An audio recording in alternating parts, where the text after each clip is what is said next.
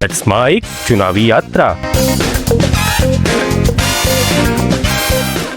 नमस्कार, let's mic चुनावी यात्रा में आपका स्वागत है। मैं हूं राखी जैन।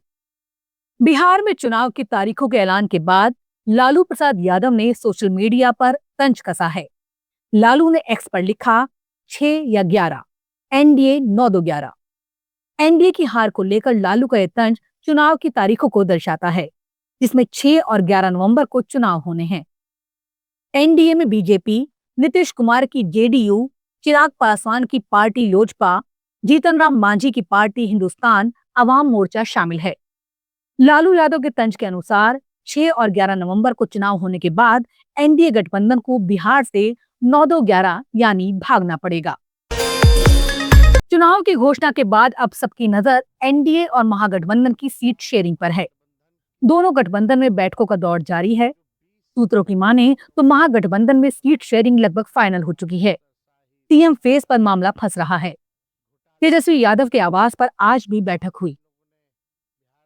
वहीं तेजस्वी यादव ने आज फिर कहा है, हम ऐसा मुख्यमंत्री नहीं चाहते जो भीख मांगे, हमें ऐसा मुख्यमंत्री चाहिए जो शेर की तरह दहाड़े। 14 नवंबर की तारीख इतिहास में स्वर्ण अक्षरों में लिखी जाएगी। बिहार की जनता अब बदलाव चाहती है। इस बार वो महागठबंधन की सरकार चाहती है।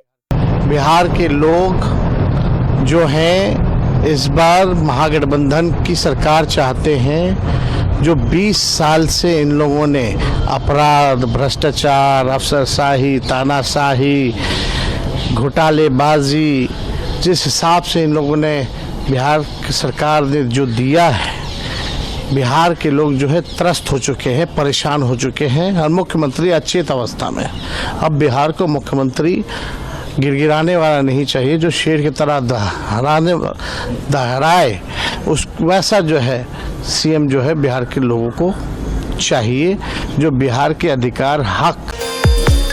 वहीं दिल्ली में चिराग पासवान के आवास पर सीट शेयरिंग को लेकर बैठक हुई। बिहार चुनाव प्रभारी धर्मेंद्र प्रधान, बिहार प्रभारी विनोद तावड़े और बिहार के स्वास्थ्य मंत्री मंगल पांडे चिराग को मनाने पहुंचे। सूत्रों की माने तो चिराग पासवान 30 सीट और जीतन राम मांझी 15 सीटों पर अड़े हैं। इससे पहले पटना में नीतीश कुमार ने जदयू नेताओं के साथ बैठक की। खबर है कि टिकट और उम्मीदवार को लेकर पार्टी के बड़े नेताओं के साथ सीएम ने 45 मिनट चर्चा की है। जदयू अपने कोटे की सीटों और उम्मीदवारों पर मंथन कर रही है। बिहार कांग्रेस के प्रदेश अध्यक्ष राजेश राम आज प्रेस कॉन्फ्रेंस के दौरान अचानक रो पड़े। वो सुप्रीम कोर्ट के मुख्य न्यायाधीश बीआर गवई पर हुए हमले का जिक्र कर रहे थे। उन्होंने कहा कि हमारे समाज से आने वाला कोई व्यक्ति आज न्यायमूर्ति है। ये हम लोगों के लिए गौरव का विषय है। मैं जानता हूं कि कितनी वेदना और पीड़ा के साथ इस ऊंचाई तक पहुंचने में समय लगता है। उसके बाद भी जब स्वीकार नहीं किया जाता तो अपने घर में रहकर भी आदमी अपमानित महसूस करता है। ये दलित होने के नाते इससे बड़ा कोई अनुभव हो ही नहीं सकता। उन्होंने आगे ये भी कहा, मैं हमेशा इसे झेलता हूँ। सदन के अंदर भी आज भी भेदभाव को झेल रहे हैं। कई ऐसी घटना है जिसमें रोज पीटे जा रहे हैं। ये पीड़ा उन दलितों की है जो गवई साहब का हमला अपने आप से जोड़कर देख रहा है। हम हमेशा झेलते हैं। सदन के अंदर भी भेदभाव को, डिस्क्रिमिनेशन को आज भी झेल रहे हैं। कई ऐसे घटना है जिसमें लगातार गांव घर में तो रोज पीटे जा रहे हैं, लेकिन आज बहुत ही भारी मन से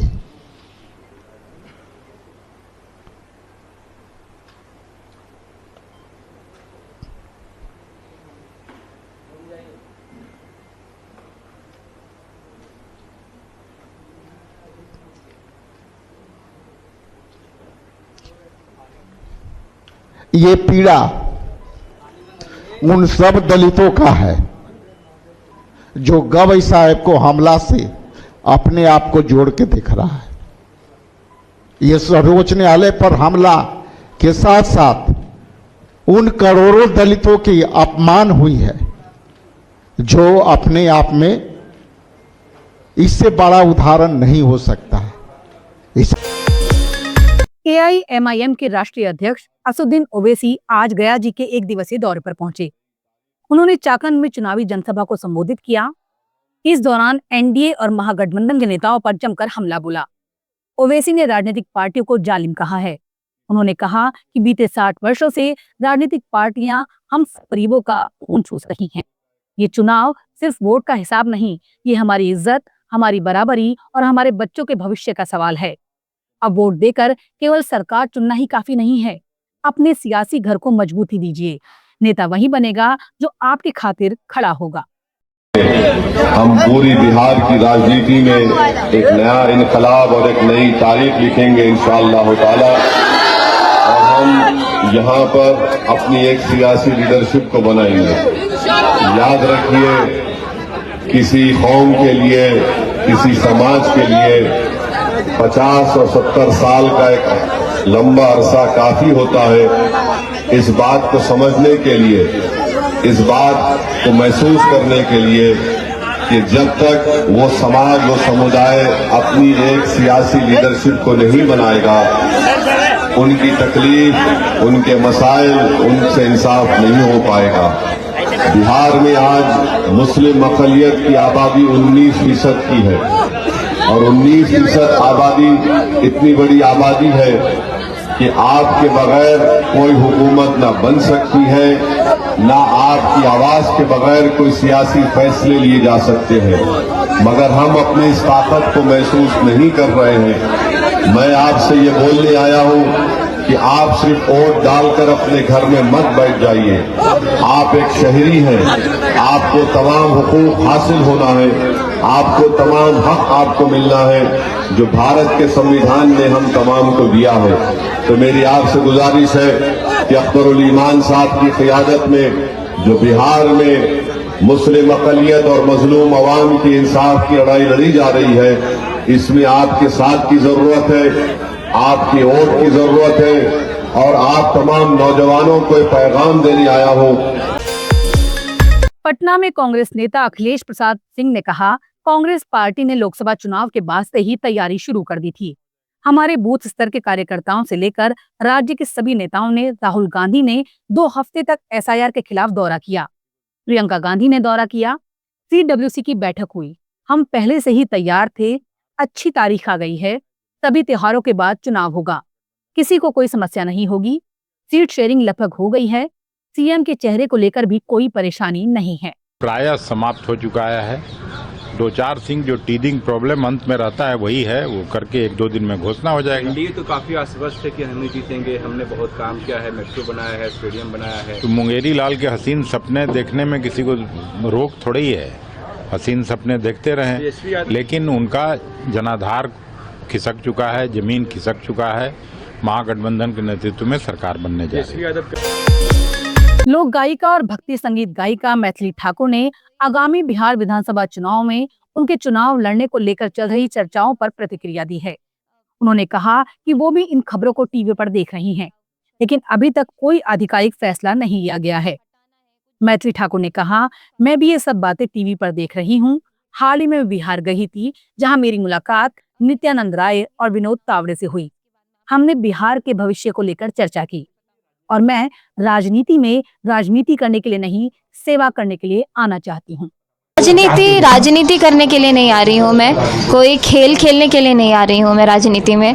मेरा सबसे पहला यही मकसद है कि मुझे एक पावर चाहिए जिससे मैं चीज़ें बदलाव कर सकूँ। अपने क्षेत्र में कुछ नई चीज़ें जोड़नी है, कुछ हटाना है, कुछ जोड़ना है, इसके लिए भी तो पावर चाहिए। एक सवाल के क्या नहीं है, क्या बदलना चाहती हैं आप? बहुत सारी चीज़ें, और ये मैं अभी नहीं बोलूँगी, एक बार अनाउंसमेंट हो जाए उसके बाद मैं आप लोगों को वापस मिलूंगी और चीज़ें बताऊंगी। राजनीतिक दलों, सरकारों की बात करें तो क्यों नहीं? राजद नेता मनोज झा ने बिहार विधानसभा चुनाव पर कहा, सबसे बड़ी लकीर तेजस्वी यादव ने खींची हुई है, उन्हें कॉपी पेस्ट करने की कोशिश हो रही है। 1 महीने में नतीजे सबके सामने होंगे, जो उन तमाम लोगों को अस्थिर करेंगे जिन्हें लगता था कि संस्थाओं पर उन्होंने कब्जा किया हुआ है।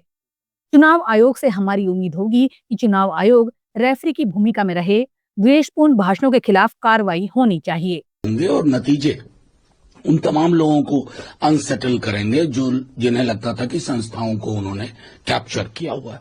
बहरहाल चुनाव आयोग से हमारी एक उम्मीद होगी कि चुनाव आयोग अपने पूर्ववर्तियों का पुराने। चुनावी यात्रा में फिलहाल इतना ही। देखते रहिए, सुनते रहिए लेट्स माइक। नमस्कार। आप सुन रहे थे